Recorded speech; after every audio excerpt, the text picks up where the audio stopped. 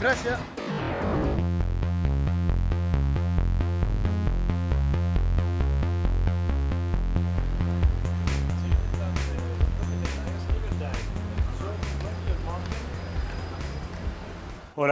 Bonjour les amis, soyez les bienvenus à Barcelone dans mon petit palais. Je suis Rodrigo Díaz Alarcón, architecte. Nous sommes dans le centre de l'ancien quartier militaire, dans El Borne. Je vais vous montrer mon petit palais.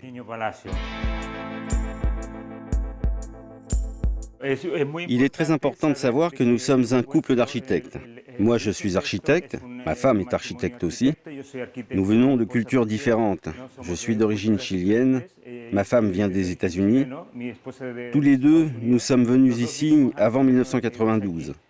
Et on a acheté cette maison qui était un petit palais ancien.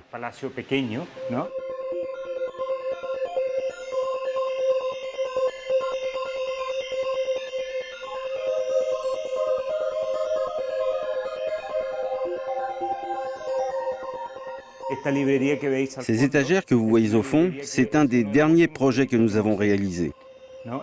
Et tout ce qui s'y trouve, les livres, les pièces artisanales, les choses qu'on a acquises en voyage, il y a tout un ensemble de choses. Et à l'intérieur, on peut trouver des couvertures, des sacs de couchage, des vêtements. En fait, chacun des membres de la famille a son propre tiroir, ma petite fille et ma femme. Alors ici, on peut voir que l'espace est composé d'un espace de réunion, un espace où nous regardons la télévision le soir. Cette partie que vous voyez au fond, c'est un espace consacré à ma petite fille pour qu'elle joue du piano. Là se trouve le bureau de mon épouse, où elle travaille, et on peut passer par ici, où on a la salle de bain de ma petite fille et sa chambre.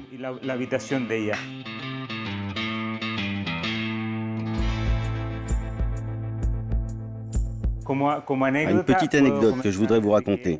Une des pièces que j'ai laissées de la vieille maison, ce sont d'anciennes poutres qu'on voit ici. Ce sont des poutres originales du bâtiment. J'en ai laissé et j'ai fait cette composition architectonique en l'honneur de Noguchi, un architecte que j'aime beaucoup.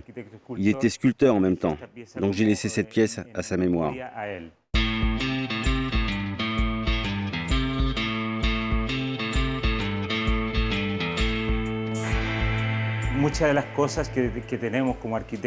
De nombreux objets que nous avons ici en tant qu'architectes, ce sont des choses que nous avons collectionnées lors de voyages que nous avons faits. C'est tout un mélange de trois cultures superposées, différentes.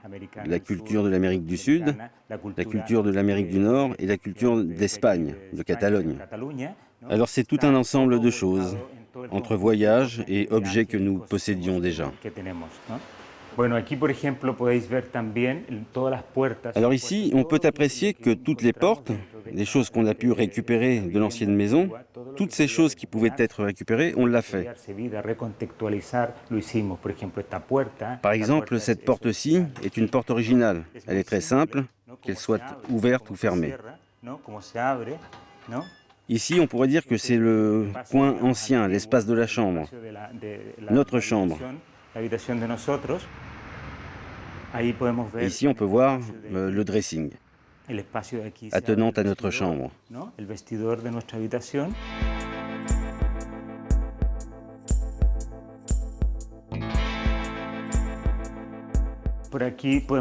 Par ici, on a notre salle de bain.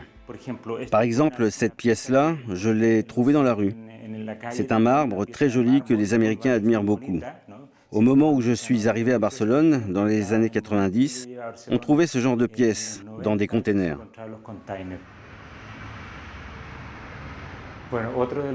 Un autre des éléments importants de la salle de bain, qui est une partie de la famille, c'est la baignoire. C'est une grande baignoire romaine. Elle nous sert pour prendre une douche tous les trois, enfin, surtout quand ma fille était plus petite. Ici, on peut apprécier que le concept architectural a été conçu d'une manière ouverte, transparente. Et ici, on peut voir qu'il n'y a pas des espaces séparés. Et c'est ça précisément, une des premières idées qu'on a eues, que tout soit ouvert. Mais bien sûr que dans quelques endroits subsiste de l'intimité. Mais tout est flexible.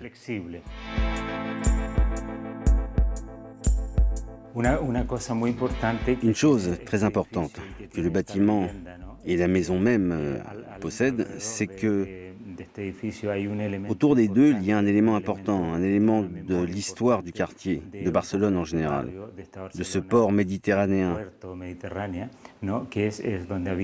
Et c'est que dans cette zone, il y avait beaucoup de maisons closes. Il y avait aussi un marché. Et les maisons closes étaient identifiées grâce à une tête en pierre qui soutenait les balcons. Et derrière le balcon, la maison close elle-même.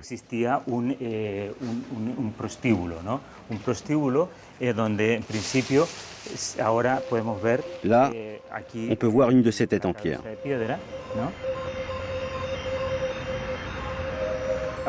Maintenant, on peut passer à l'étage supérieur. Mais avant de monter, je voudrais vous montrer un petit détail. Et c'est celui de la première marche. Elle est en pierre. Celle-ci, je l'ai trouvée aussi dans la rue. Et je l'ai mise là. Je voulais que la première marche de l'escalier soit en pierre.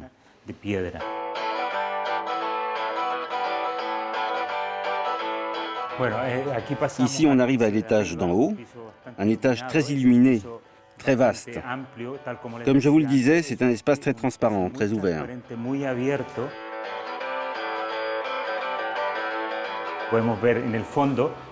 Bon, ici, au fond, on peut voir la cuisine. C'était un de nos projets parmi bien d'autres.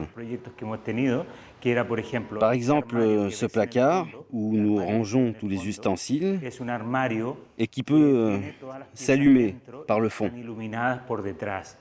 Nous l'avons dessiné. Ce sont des modules qui laissent passer la lumière. Un rayon de lumière qui permet d'apprécier toutes les pièces artisanales.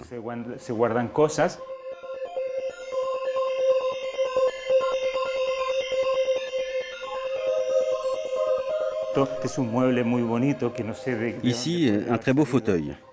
Je ne sais pas d'où il vient, s'il vient d'une église, mais bon, c'est un fauteuil qui va très bien ici. Tout ce que vous voyez ici est une collection de fauteuils qu'on a trouvés. Ils sont de Barba Corsini, un architecte très célèbre, celui qui a dessiné des meubles pour la Pedrera, la Casa Milà.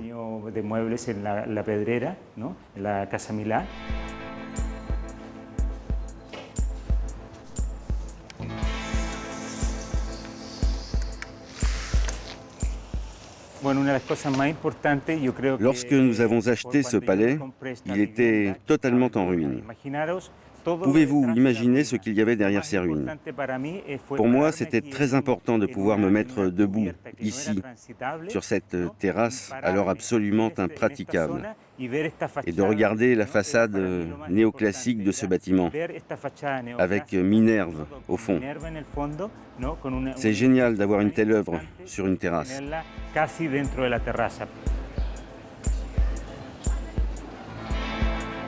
Nous avons choisi de vivre dans le quartier dès notre arrivée à Barcelone, il y a 12-13 ans, alors que El Borne était encore un quartier malfamé. Il y avait pas mal de malfaiteurs, mais ce n'est plus comme cela maintenant.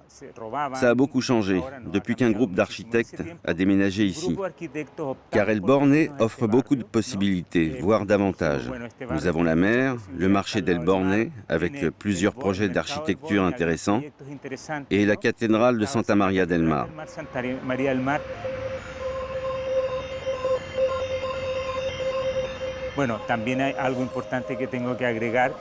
Je suis venu à Barcelone en 1989, car dans mon pays, le Chili, nous subissions énormément de répression, et puis rien ne marchait là-bas.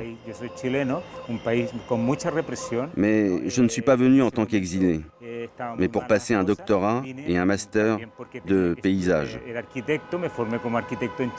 C'est là que j'ai rencontré ma femme, Suzanne, qui est également architecte.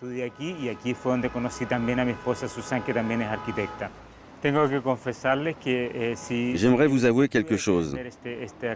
Si je devais vendre cette maison, voici l'annonce que je publierais. Maison à vendre de 5 étages dans le quartier El Borne. En vérité, il y en a seulement 2, vastes et lumineux. Ce que je considère comme étages supplémentaires, ce sont la tour, la petite terrasse avec vue sur la cathédrale de Santa María del Mar, que nous verrons après, et pour finir, le Mirador, d'où l'on peut admirer tout Barcelone. À propos de la tour, j'aimerais préciser que nous y recevons nos amis de passage. Je vais vous montrer la vue de la ville depuis la tour.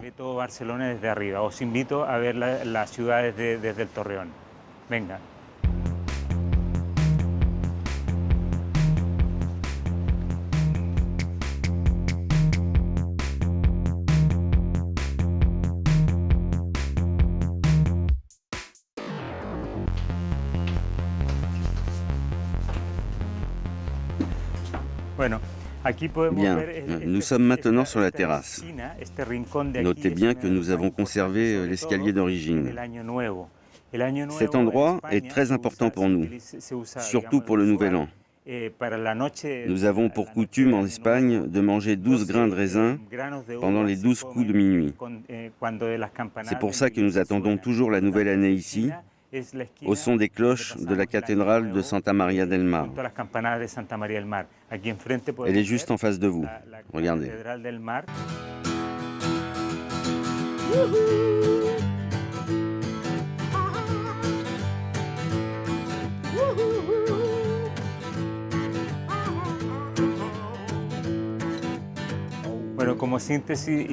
Pour conclure, et en vous remerciant d'être venu chez nous et de faire découvrir notre maison, je vous dirais tout d'abord que notre petit palais est un mélange de différentes cultures, puis que la conception de l'espace est géniale, car on peut passer d'un étage à un autre et encore à un autre sans se croiser.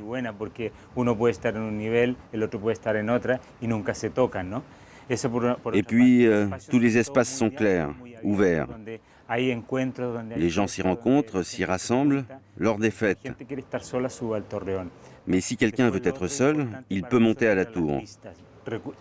Et puis c'est très important pour nous de bénéficier des vues sur la ville. L'Ocha del Mar, la façade néoclassique que je vous ai montrée, sur Santa María del Mar et le Montjuïc. D'ici, on voit jusqu'où s'étend la ville, avec son horizon délimité par la mer. Tout ça est essentiel pour notre famille, parce que ça nous rappelle un peu notre continent d'origine, l'Amérique.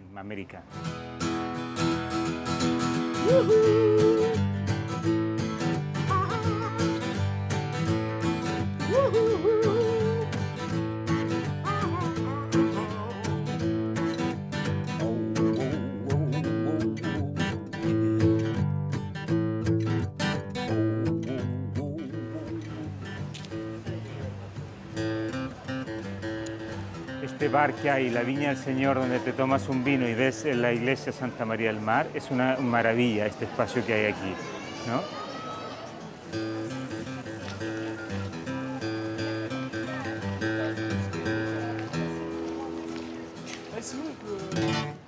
Vale.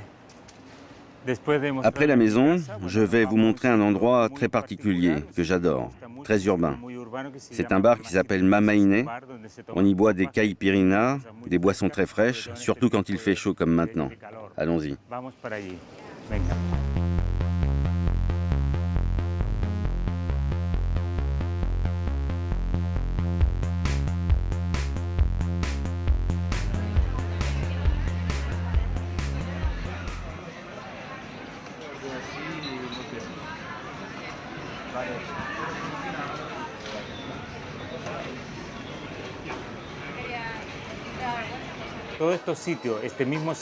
Ce genre d'endroit me sert un peu de QG pour rencontrer des personnes qui viennent du Chili. Par exemple, des amis d'amis ou des amis de mon père. Je leur offre un apéritif ou un café et après nous changeons d'endroit. Les gens que je reçois chez moi, ce sont vraiment les proches et la famille.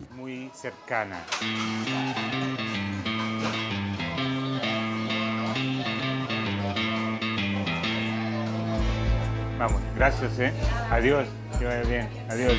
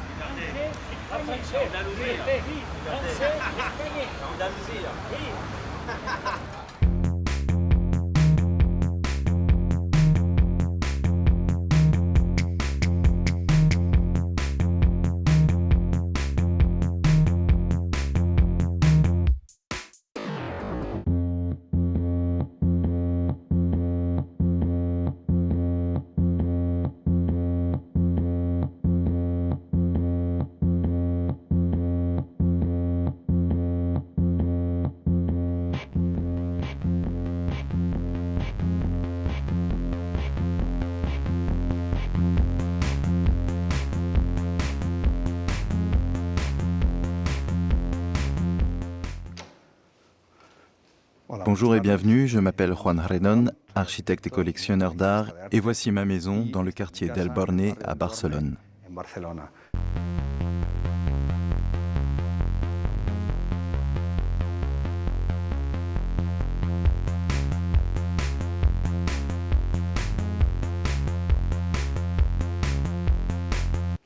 L'escalier accède directement au salon, car lorsque nous avons refait la maison, nous avons supprimé toute une série de pièces qui rendaient cet espace beaucoup plus classique. Voilà le résultat de cette rénovation. Nous sommes dans l'espace principal. Voici un meuble que j'aime particulièrement. C'est un cabinet Cheshire, dessiné par un couple d'Américains, Golding Lanshan, et il faisait partie des décors du film Kika de Pedro Almodóvar. Il a d'ailleurs été envoyé à la Filmothèque de Paris pour participer à une exposition autour de l'univers filmographique de Almodóvar. Parmi les œuvres accrochées au mur, j'aimerais vous en montrer une qui a une signification très spéciale pour moi, mis à part le fait que le peintre soit un ami. Lorsque je l'avais vu à New York, la première fois, je n'aurais jamais pensé qu'un tableau d'une telle taille finirait chez moi.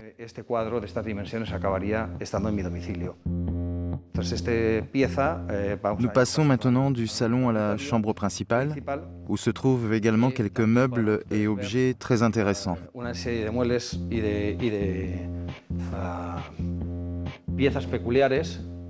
Parmi toute ma collection, vous avez ce meuble qui est très caractéristique d'un des designers italiens les plus importants de sa génération, Ettore Sottsass.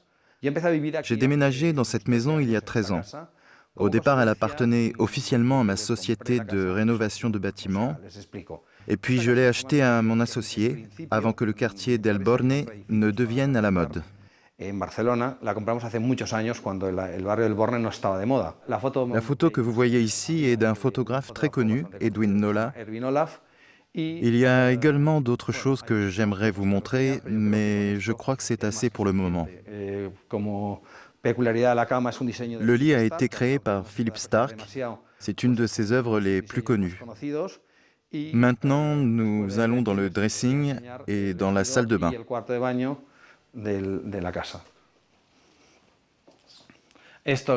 Voici le dressing. C'était une chambre à l'origine, mais après les travaux, j'ai utilisé autrement cet espace qui a à peu près la même surface que la chambre. La salle de bain d'origine était simplement de la taille de la douche et de la baignoire actuelle. Nous avons changé la distribution des pièces, puisqu'avant, l'entrée de la salle de bain était dans le couloir.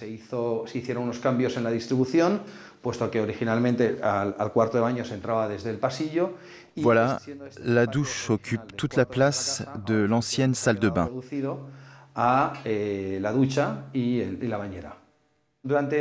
J'ai reçu pendant plusieurs années des groupes venant de musées, principalement américains, pour visiter différentes collections privées.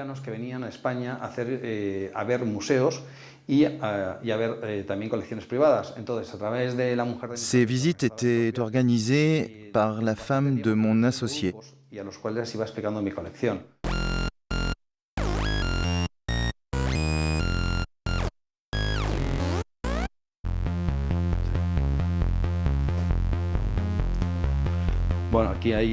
Bien, je collectionne énormément de parfums, spécialement les éditions spéciales des parfums de Comme des garçons.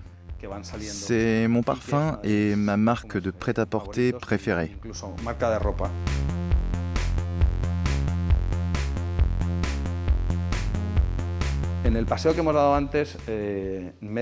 Je dois absolument vous montrer le fauteuil Proust de chez Mendini, une de mes pièces favorites. Elle est peinte à la main. Le graphisme du tissu de ce fauteuil, spécifique de Mendini, on peut le trouver également sur un des meubles de ma chambre à coucher. Il y a une partie intéressante de la maison que je réserve spécialement aux figurines. C'est un passage amusant de ma vie. J'ai commencé à collectionner des figurines de Mickey Mouse, Batman et de tout ce qui était lié à ces personnages, des action figures, comme les appellent les Américains, des super-héros également.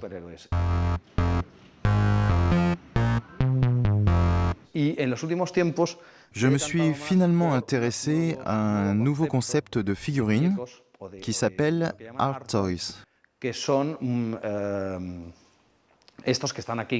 Ceux-ci sont des petits ours dessinés par Stanley Kubrick. Ils sont tous identiques, mais de tailles différentes, et chacun a été peint par un dessinateur différent.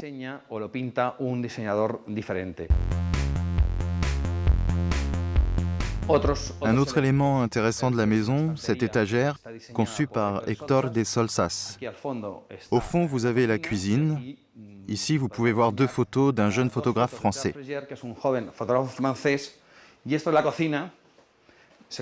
Voici la cuisine totalement rénovée.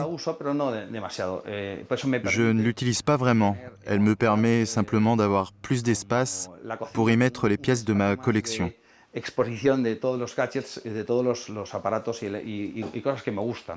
ne cuisine pas beaucoup, je ne suis pas souvent chez moi, je pars beaucoup en voyage d'affaires et je vis seul. Alors la seule cuisine que je fasse ne salit pas vraiment la pièce.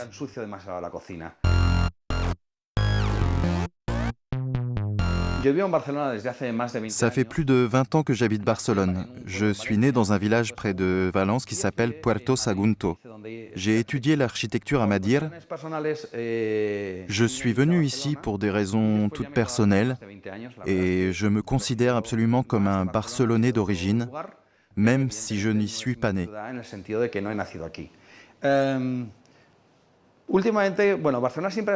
Après avoir vécu à Valence et Madrid, je trouve que Barcelone est une sorte de synthèse de ces deux villes. Barcelone est une ville beaucoup plus grande que Valence, quasiment comme Madrid, et de plus, on a la mer ici, exactement comme à Valence. Mais j'ai le sentiment d'avoir connu les plus importantes années de ma vie à Madrid, de l'âge de 16 ans à l'âge de 24 ans. C'était une période importante de la vie politique espagnole, la fin du mandat de Franco et l'arrivée de la démocratie. J'étais à Madrid sous Franco et je suis venu à Barcelone quand Felipe González était au pouvoir. J'ai vécu toute cette transition de l'histoire d'Espagne à Madrid, la fameuse Movida. Ces deux boîtes lumineuses ont été créées par David Brown, le chanteur du groupe Talking Heads. C'est une création très particulière car l'ensemble des 4 boîtes représente les 4 éléments. J'ai choisi les deux qui s'opposaient le plus, l'eau et le feu. J'ai une relation très spéciale avec Barcelone. Je n'aurais pas pu vivre dans une autre ville, mais je deviens de plus en plus critique au fur et à mesure que ce que je connaissais avant de venir ici me manque, alors que je suis venu à Barcelone justement pour connaître d'autres choses. C'est très paradoxal, mais Barcelone est la ville que je préfère en Espagne. Ce sont les cubes dont je vous parlais tout à l'heure. Ils ont tous le même corps, mais possèdent des oreilles totalement différentes. Certains ont les oreilles de Mickey Mouse, et d'autres ont les oreilles d'un chat. Ces derniers ont les oreilles d'un lapin. La maison est une parfaite synthèse de grande et sous-culture, des éléments populaires que beaucoup considèrent puérils.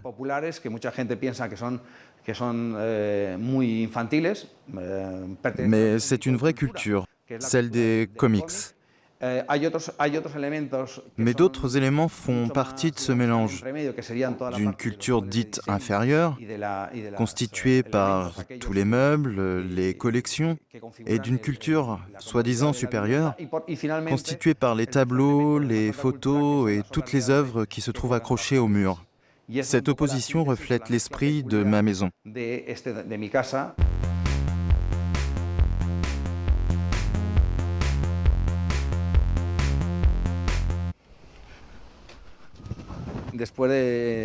Maintenant que la visite est terminée et que je vous ai présenté la conception de mon intérieur, je vais vous montrer le quartier.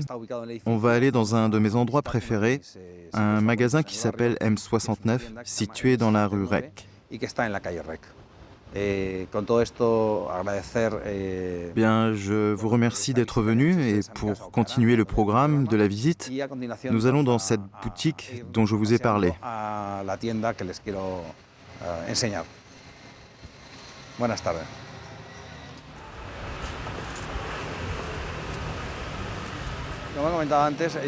Comme je vous l'ai dit, j'ai déménagé en 93. Ma société avait acheté le bâtiment en 1989 et on a fait plusieurs rénovations.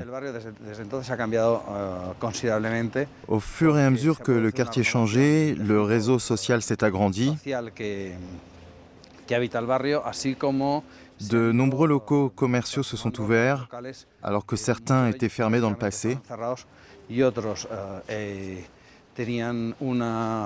Maintenant, on a plusieurs bars, des restaurants et des magasins à la mode. Avant qu'il ne change, ce quartier était à moitié abandonné. Actuellement, c'est un des plus chers de Barcelone. Nous venons de signer quelques projets comme ceux du Paseo Picasso, qu'on peut voir de ma maison. Les gens venus vivre dans le quartier sont de jeunes professionnels, des gens très modernes, qui s'intéressent à la vie du quartier. Juste en face, voici le magasin M69. C'est un magasin moderne, comme vous pouvez le constater. Les propriétaires sont deux de mes amis. Je leur achète beaucoup de choses. C'est un lieu intéressant car il a toujours été consacré à des commerces typiques de l'évolution économique barcelonaise. Bien, entrons si vous voulez bien.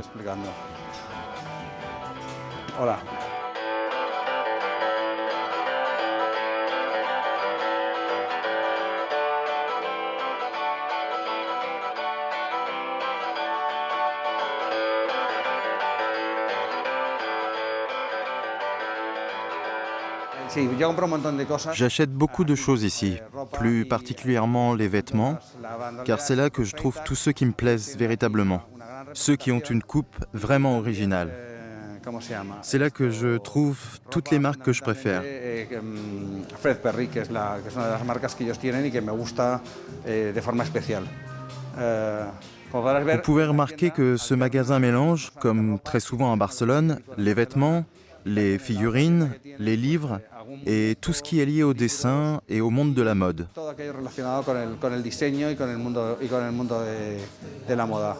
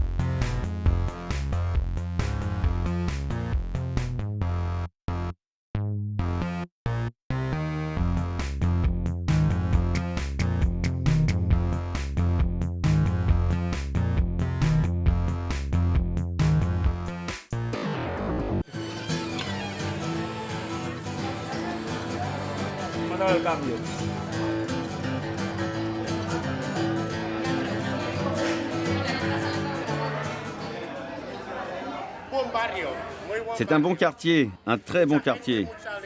Beaucoup de gens, beaucoup de joie, beaucoup de fêtes, tous les jours.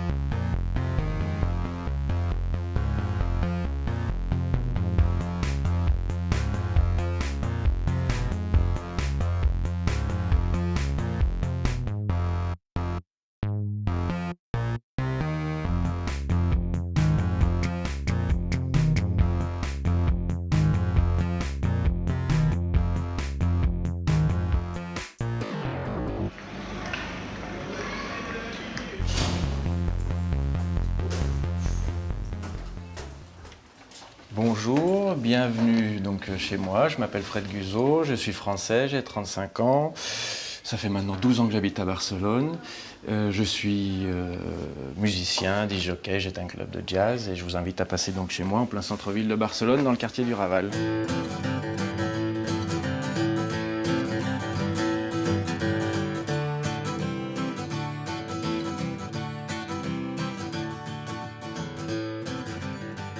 Chez moi. Comme vous pouvez voir, c'est un espèce de loft de 65 mètres carrés que nous avons acheté avec ma femme il y a maintenant plus de 4 ans.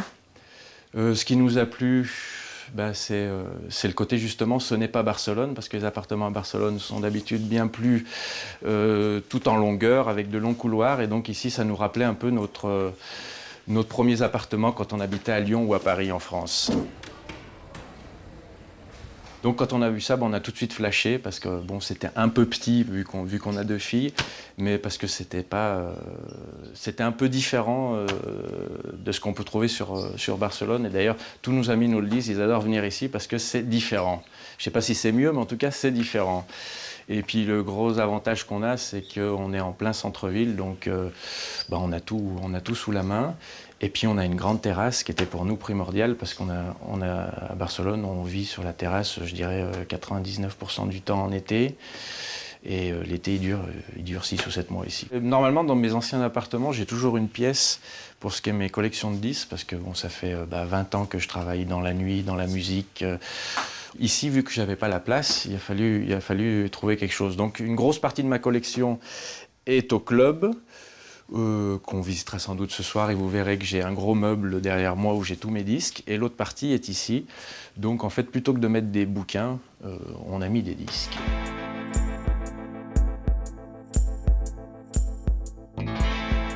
En fait, en France, j'avais ouvert un magasin de disques, tout ça, et en fait, je venais régulièrement voir un ami disc-jockey qui travaillait sur Barcelone, et c'était juste après les Jeux Olympiques. En fait, c'est quand Barcelone a vraiment commencé à être une ville reconnue au niveau européen, puis maintenant au niveau mondial. Et en fait, du jour au lendemain, je me suis dit, j'ai envie d'être ici, quoi. Je ne sais pas si c'était les couleurs, la chaleur, la mer, sans doute un peu de tout. Le fait que ce soit une ville où on avait quasiment tous les avantages d'une grande ville, en ayant un minimum d'inconvénients. C'est-à-dire que c'était vraiment pas cher vivre, aussi bien la nourriture comme habiter. Il n'y avait pas d'embouteillage, c'était tout le contraire que maintenant d'ailleurs. Parce que maintenant, on a quasiment tous les inconvénients d'une grande ville et de moins en moins d'avantages.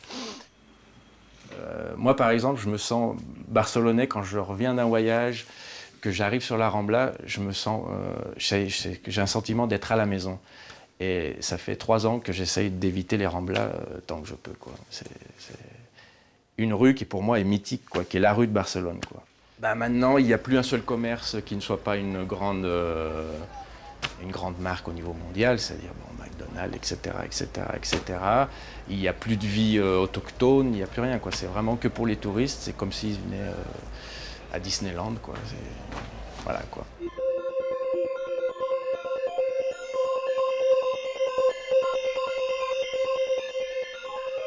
La vie barcelonaise, c'est vrai que les gens ont plus tendance à inviter au restaurant des amis qu'à la maison. Moi, j'ai le problème que vu que je travaille à 23h, c'est un peu difficile. Mais c'est vrai que je préfère par exemple, tous les étés, je fais une barbecue party sur la terrasse. Et je préfère être chez moi, oui. Ça, c'est plus français, je pense, que barcelonais, oui. Tout à fait. Puis la cuisine, comme vous voyez, c'est pas non plus le palace, c'est petit, mais bon, ça suffit bien pour cuisiner. Ce qui a été le plus difficile dans l'appartement, en fait, c'est que c'était un loft, il y avait aucune séparation. Moi, vu que j'ai 2 filles, il a fallu faire des séparations. On voulait pas perdre l'esprit loft, donc en fait, ça nous a pris plusieurs semaines, et il a fallu donc faire ce système sur mesure. Tu peux voir là. Il n'y a pas un mur qui est droit, donc il a fallu vraiment... je me souviens qu'on a mis une journée pour mettre ces portes-là, avec les menuisiers. Et en fait, c'est des persianas mallorquinas, ça s'appelle.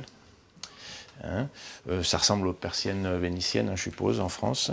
Et en fait, donc, ça nous permet, la journée, quand on les ouvre comme ça, de continuer à être plus ou moins dans un loft. Et le soir, quand les filles vont au dodo, on ferme tout.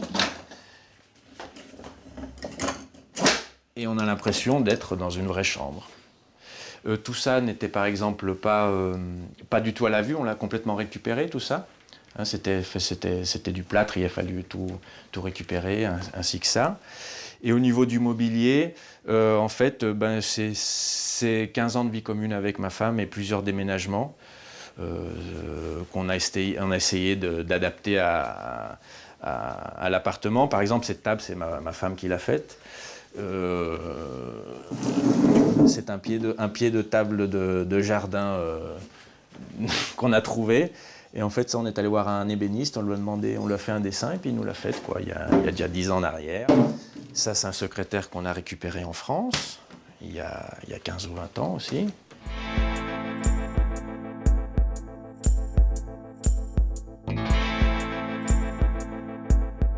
Moi, je suis originaire de Savoie, d'Aix-les-Bains. Mais bon, j'ai vécu pendant longtemps à Lyon, j'ai vécu un peu à Paris, enfin de longs moments à Paris, j'ai beaucoup travaillé en Suisse, j'ai pas mal voyagé par rapport à mon job, j'en ai profité pour voyager pas mal. Là, on peut revoir ma chambre où je dors. Ben, c'est petit, mais vu que c'est juste pour dormir, ça suffit. Là, on est dans le salon, on a le sofa. Derrière, on a le meuble chinois où on a la télé. Tout ça, c'est des meubles en fait, qu'on a ramenés avec nous. Bon, la télé, rien de spectaculaire. Mais j'aime bien l'avoir caché. Allez, à la terrasse. Partie très importante. Hein. Ça, c'est ce qui nous a vraiment décidé pour acheter l'appartement. Parce qu'une terrasse à Barcelone, c'est primordial, c'est comme une pièce de plus dans l'appartement. Donc là, on a un appartement de 65 mètres carrés qui est mignon. En tout cas, nous, il nous plaît, mais pour 4 personnes, c'est un peu rikiki. Donc là, 40 mètres carrés de plus dehors, c'est très intéressant. Surtout qu'on peut y être quasiment tous les jours de l'année. Hein. Et ouais, ça, c'est une maison, en fait, je crois que c'est des maisons canadiennes, en fait. Ils les montent, elles viennent toutes démontées, et ils te les montent comme ça avec 2 clous, machin, et en fait ça fait une pièce de plus d'une quinzaine de mètres carrés si vous voulez rentrer. Et en fait je m'en sers pour faire salle de jeu pour les gamines. Quand il fait pas très beau, elles passent leurs après-midi ici et c'est pas trop mal. Et puis on s'en sert aussi pour ranger un peu tout ce qu'on a à ranger, qui ne tiennent pas dans l'appartement.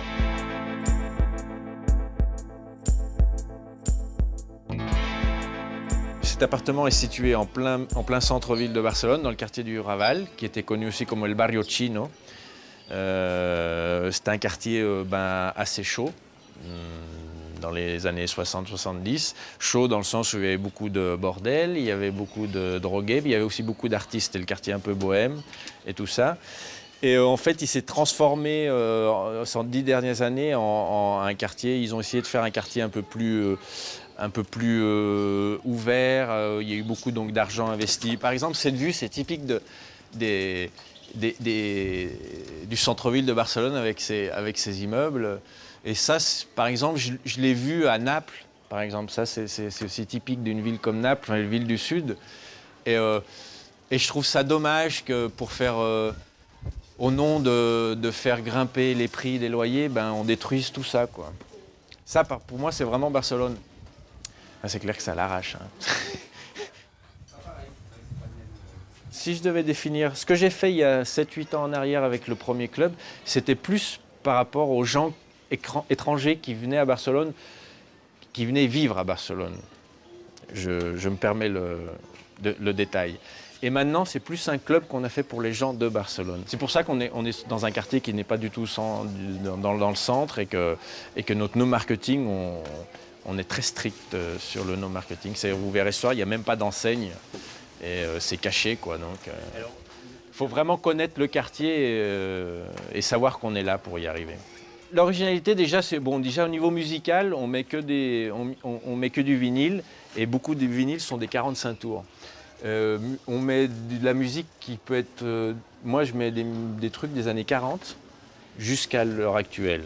Donc déjà, ça, c'est assez original. L'autre originalité, c'est justement de revendiquer le no-marketing, de ne pas avoir de portier, de permettre que de 20 à 60 ans, tu peux rentrer.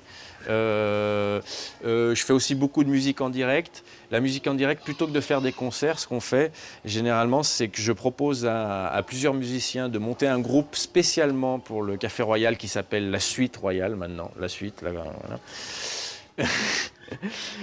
Donc de monter un groupe spécialement pour le Café Royal et je ne fais pas des concerts toutes les semaines. Ce que je leur propose, c'est de travailler toutes les semaines sur un répertoire qui est le leur, de le faire évoluer et au bout d'un an, on enregistre un disque.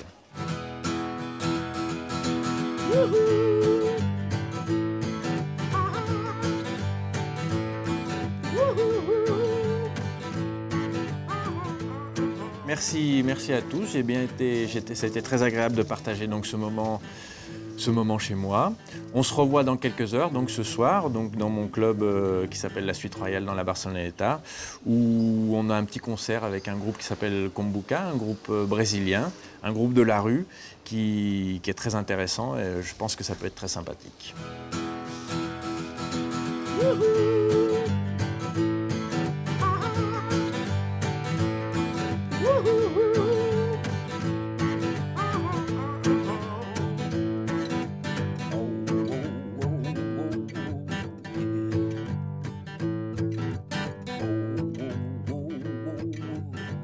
Comme promis, nous voilà dans la Barceloneta où se situe mon club, La Suite Royale, qui est donc bajo el Hotel 54, donc en sous-sol de l'Hôtel 54. On peut dire que la Barceloneta, c'est le quartier populaire de Barcelone par excellence, le quartier des plages aussi, c'est le quartier qui donne sur la mer. Et c'est un quartier qui, d'ici à 2-3 ans, sera le nouveau quartier un peu in, si on peut dire, de Barcelone, qui a un gros plan urbanistique pour tout changer et faire tout neuf. Donc je vous invite à descendre à la Suite Royale. On peut peut-être jeter un coup d'œil, parce que ça j'aime bien, de détails. Donc pour les touristes avertis, ça veut dire qu'on est là. C'est la seule enseigne qu'on a. Hein. Donc on continue avec nos histoires de no marketing. Donc il y a juste ce fameux R qui nous a suivis depuis 7 ans, depuis qu'on est vers Café Royal, et maintenant la Suite Royale qui est donc la continuation du Café Royal. Allez, on descend. Alors pour l'instant, on a toujours l'impression que c'est un hôtel normal. C'est en train de faire un break, nous avons un concert. Bienvenue à la Suite Royale.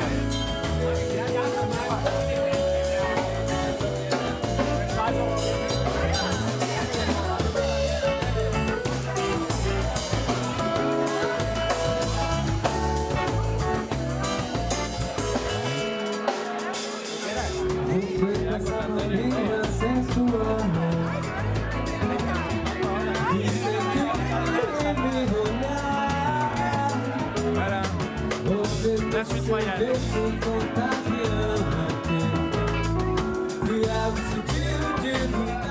Là, on va aller à la terrasse de l'hôtel, qui sera sans doute la terrasse de la Suite Royale l'été prochain.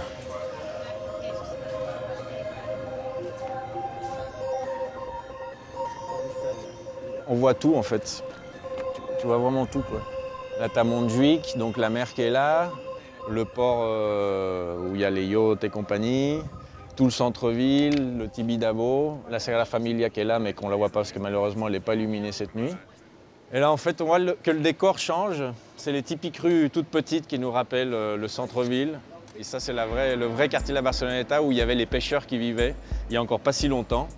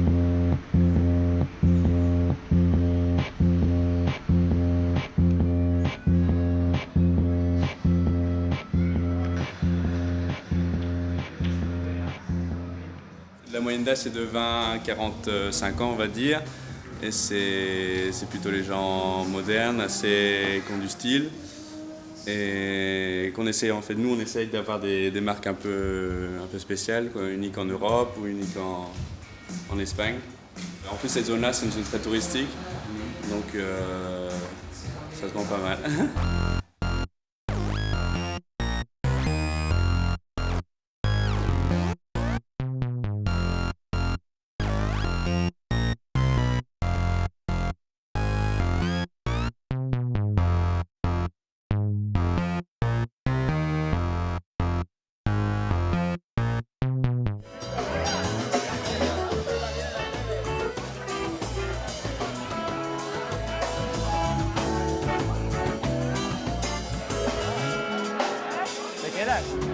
Mira con la tele y todo. Ay, te van a hacer una entrevista. Filmando ahora. Ay, Saldrá. Voilà. La Suite Royale.